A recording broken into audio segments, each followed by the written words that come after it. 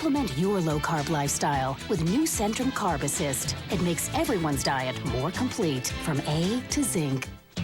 A different generation needs a different kind of denture adhesive. C-Bond is a thin, soft wafer with 3 adhesives for all-day hold. No ooze or pasty mess. For a kind of hold and comfort you have to feel to believe. C-Bond, a different generation. I wonder how our home equity loan's going. I'll check. Here you go, sir. Oh, thank you. Lower, please.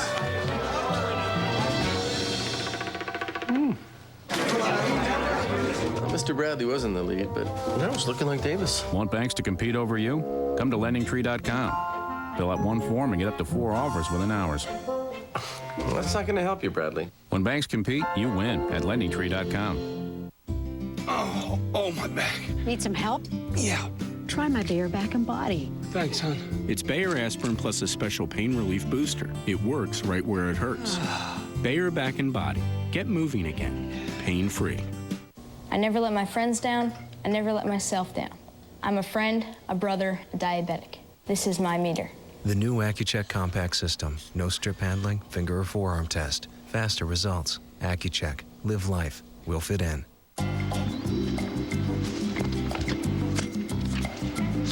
I lowered my cholesterol. Yeah, I lowered my cholesterol. Lowered my cholesterol.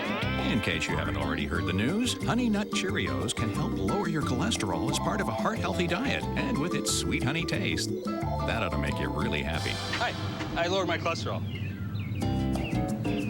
Honey Nut Cheerios. Be happy, be healthy. Dateline Sunday, one of the greatest untold stories of D-Day. 60 years ago, 3 paratroopers jumped into enemy territory, and the people they encountered changed them forever. Tom Brokaw with an emotional reunion, plus remembering Ronald Reagan. A special D-Day Dateline tonight, NBC 7/6 Central. Tomorrow on Today, remembering Ronald Reagan, a legend from Hollywood to the White House. A special look back at his extraordinary life. Only on Today on NBC. They were Hollywood stars whose own story was something right out of the movies. As their lives played out on the world stage as the President and First Lady, Ronald and Nancy Reagan were very public about their love and commitment to each other. Here's NBC's George Lewis on the difficult final days. No Hollywood screenwriter could have penned a better love story. I was the happiest girl in the world when I became we. They were both movie actors when they met, their first on-screen appearance together in Hellcats of the Navy. How do you know so much about the moon? I know a lot about it. Spend all my time looking at it when you're away. She gave up her film career after she became Mrs. Reagan. No, I never wanted to continue being an actress after I got married, ever. Ever. No, I'd seen too many marriages break up, and I didn't want to take that chance. Sometimes they seemed so wrapped up in each other they didn't pay much attention to their children. Daughter Patty once described the family as dysfunctional, although the Reagan children later reconciled with their parents. Throughout most of their 52-year marriage, he wrote her love letters. What do you say about someone who gives your life meaning? What you say is that you love that person and treasure her. It seemed that nothing could come between them, not even the attempt on his life in 1981.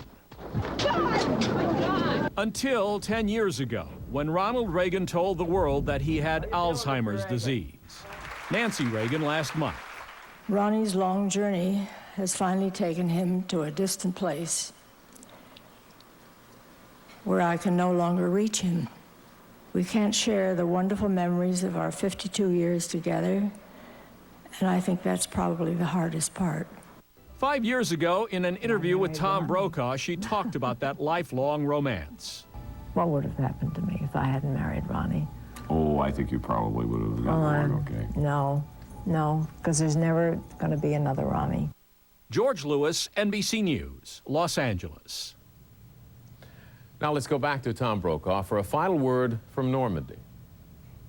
Thanks, John. How poignantly ironic that Ronald Reagan died on a D-Day anniversary. It was 20 years ago on the 40th anniversary that he moved the world with his comments about the boys who swept ashore here and liberated Europe on June 6, 1944, the boys of Punta Hoc and all the others. And at his side on that 40th anniversary, his wife, Nancy Reagan, who was always at his side in their public life and in their long years of marriage. The past few years have been difficult for Mrs. Reagan. Not at all what she expected in the closing years of their life together. But she never complained. Ronnie, as she called him, was always the love of her life. And she was at his side again when he died.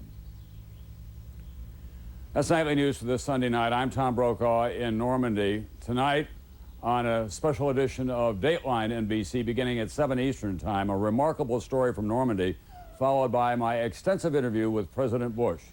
And then, of course, we'll have a very busy week ahead. I'm Tom Brokaw, and I'll see you tomorrow night from New York.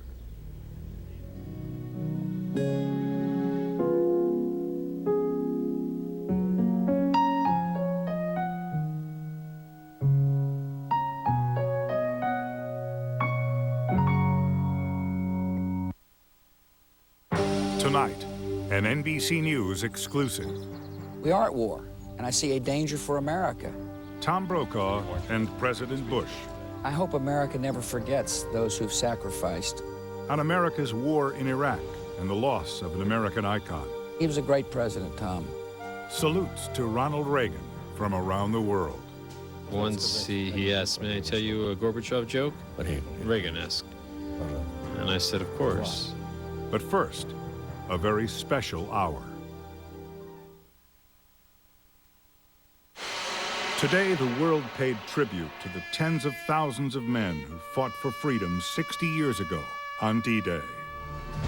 Tonight, we pay tribute to three with a deeply personal story of heroism and sacrifice. Absolutely one of the greatest untold stories from the Normandy invasion. American paratroopers lost behind enemy lines. I was dropped off the map altogether, so I don't know where I was. A small band of brothers, outnumbered 10 to 1. He stuck his head up, and he got a bullet in the head. A sniper? Yeah. Their only chance of survival, extraordinary acts of courage from perfect strangers in a town ready to risk everything to save them. Did your father ever say to you, you could be in danger here? No. Forming bonds then that live on today. Oh, bonjour. Tonight, D-Day, a leap into history. Here now is Tom Brokaw.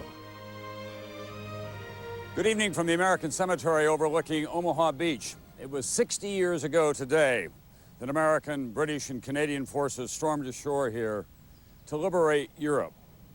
And it was 20 years ago today that the late Ronald Reagan gave one of the most memorable speeches of his presidency. He assured D-Day veterans that we will always remember, will always be proud, and will always be prepared so that we will always be free. In this special edition of Dateline tonight, we too will remember Ronald Reagan. And I'll have an exclusive interview with President George W. Bush, who spoke here today. You know, I've been coming to Normandy for 20 years, and I thought I'd heard all the stories. But tonight, you'll see and hear the stories of a group of American paratroopers and French villagers who formed a bond in a time of great peril here 60 years ago, a bond that goes on to this day. There are differences between the United States and France now, but between these American paratroopers and those French villagers, there are no differences, for they know the high cost of freedom and the courage that it takes to remain free.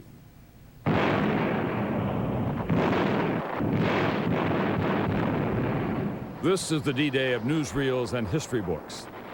The massive amphibious landing, the heavy bombing, the intense shelling, the legendary invasion that changed the course of the greatest war ever fought.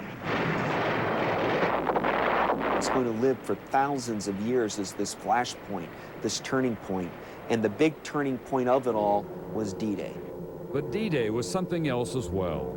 A battle won by thousands of individual acts of courage, a day of deeply personal stories unfolding within the great sweep of history. Stories such as this one. It takes place in a little French town the war planners didn't even put on their maps. It is a story of American warriors and the people they came to liberate, and how they formed a lifelong friendship through common courage, cunning, and sacrifice.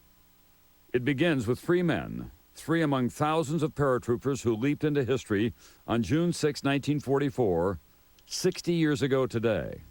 Everybody knew that this was probably the greatest invasion in the history of the world. Morale was high, and people were anxious to close with the enemy. Back then, Frank Naughton was a 26-year-old lieutenant.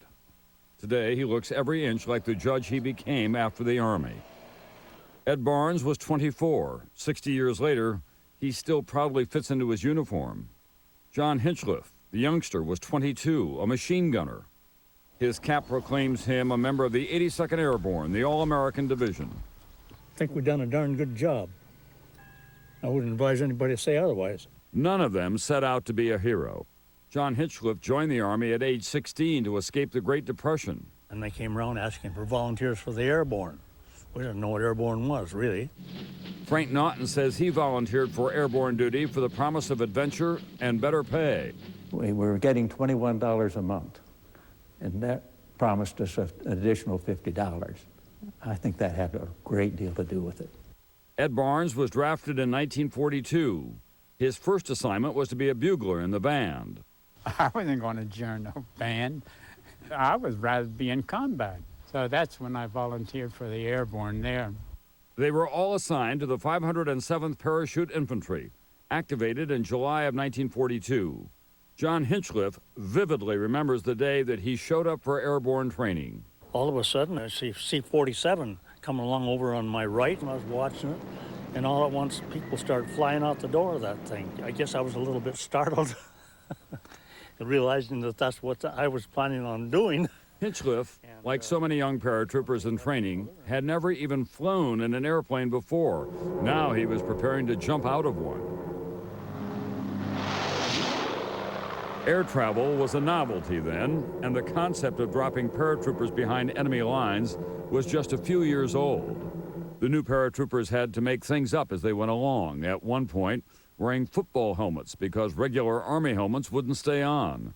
That's Frank Naughton himself, by the way. The American Army was being invented on the move, in effect. Yes, it was. What was it about the training that really impressed you, that still lingers with you? Well, it was rigorous. It was hard training, physical training, but it was a challenge, you know. 2 years of intense training, and then their first real combat jump, one for the ages, D-Day. One doesn't want to even think about how grim the consequences of defeat in the Battle of Normandy would have been. Douglas Brinkley is a noted historian of World War II. It became clear that there was going to be a defining moment when the whole thrust and industrial might of the United States was going to be brought not at the doorstep of Europe, but into Europe. And the question was, would it be enough? Naughton, Barnes, and Hinchliffe would be part of the largest air and sea invasion ever attempted. 170,000 men assaulting Hitler's fortress Europe. The attack on Normandy, a winner-take-all gamble to break the Nazi stronghold.